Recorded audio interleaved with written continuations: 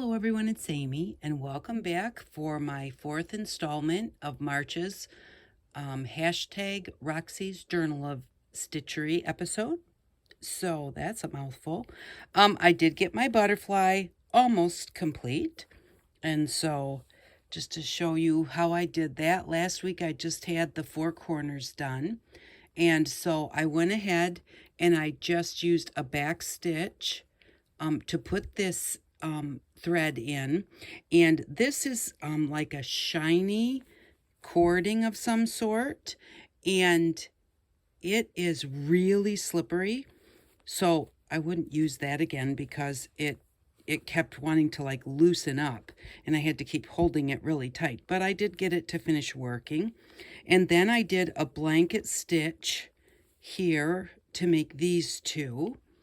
And then I went ahead and did I think this is a daisy chain to do these. And then I just put a little diamond on each side. This one's not perfectly diamondish. This one turned out really good, but I was going to take it out and I thought, I'm not going to take it out. It's okay the way that it is. So what I'm going to do now, I like the way that that is done. So I did a straight stitch and then I did a whip stitch. That's what I was trying to think of last week. So I did the straight stitch in a dark gray or dark blue gray. And then I did the whip stitch in a lighter gray. So I like the way that that turned out. I was going to do it in black, but I didn't have any black in with my threads. So I decided to do this, and I'm glad I did. I think it's just not so kind of just like there, with all of these bright colors. The black might have just been like just so dark against them. So, and then what I did was I just cut around the edge, making sure I didn't cut any of my stitches. And I left about maybe 1/4 of an inch, between 1/8 and 1/4 of an inch all the way around. So next week I'll show you the completed page. And the last thing that I think I'm going to do, one thing I did notice is it does really kind of blend in with this busy background. So that's something that I learned is, think about your background and your foreground, how well they're going to go together. But it still does, it shows up nicely. So with that little bit of white around the edge, it does give it some definition. But what I wanted to do was I want to put just a little bit of stuffing to puff these up. And then what I'm going to do is I'm going to do like some little seed stitches. I really like the seed stitches. I think they're really cute. And I really like the double seed stitch. So I'm going to do some seed stitches, maybe some French knots, maybe some little tiny cross stitch. I haven't decided if I'm going to do anything here yet. Maybe just some plain slow stitching, just straight stitches here. I'm just not sure. I'll figure it out after I get the stuffing done. But I had drawn these wings to make my butterfly when I started. And the one thing that I did decide was I did take this off the bottom. I was going to do this as a bullion stitch, and I thought it would be kind of cute. But when I was holding it up to my page, it was like that would be so close to the edge. And so I decided just to take that off of there. I have a bullion stitch in the center here, and so I decided that it would look good just the way that it was. And but I'm glad that I kept these, because then what I did was I do have this extra little 1/4 of an inch or so around the edges. So I drew around these onto a piece of fleece, and I think that because I have that extra little bit on the edges, and this is the fleece that I used. It's craft and quilting fleece, and I just got this from some things that were left over from my mother. And so what I'm going to do is I'm just going to cut just barely inside the lines. And because if I cut them exactly on the lines, they're going to be the size of my stitching. So they're not going to stick out because of my little bit extra. But if I cut just barely inside the lines, then I know that it probably isn't going to stick out. And then I'm going to put this on there, and I haven't decided exactly yet exactly how I'm going to attach it all down, but I believe that I'm going to just, I'm going to put this under here. So now this should fit right in there, and that, see, now we can still see a little bit of the outline. So I think what I'm going to do is, I haven't decided. I might just straight stitch it down, or I might couch down that outside, the outline there, and then that will have that in the middle.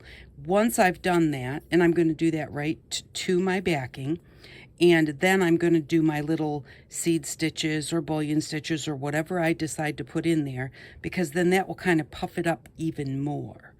And so that's kind of what I decided that I was going to do. I'm trying to make sure that I've got this. Okay, that goes that way. So this one is the left side, and just cut inside. So I think that that's how I'm going to do this. And then I didn't get a chance to watch. I don't know when because there was 5 weeks in March, they were going to do an extra, and I haven't got a chance to see that yet, like what they're going to do for their 5th week. But what I'm going to do is I'm just going to finish this and show it to you next week, and then next week we'll get our, I think, because like I said, I haven't seen what the extra thing is, but I think that next week we will get our new prompt for April. So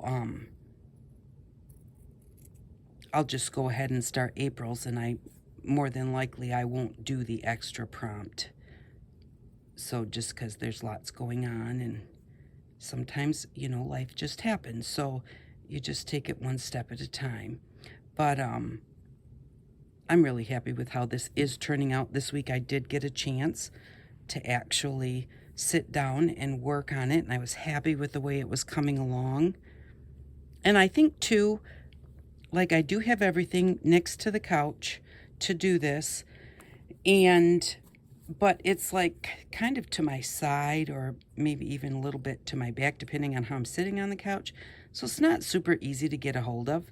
And then I have it kind of piled on top of each other, which also makes it not easy to get a hold of. So, like, when you're crafting, try and make it so that you don't have all of your things that you're using at the time buried, because then it's kind of like, oh, I don't want to pull all that stuff down onto my lap, and where usually I have it so that I can just reach up there and get what I want and use it, and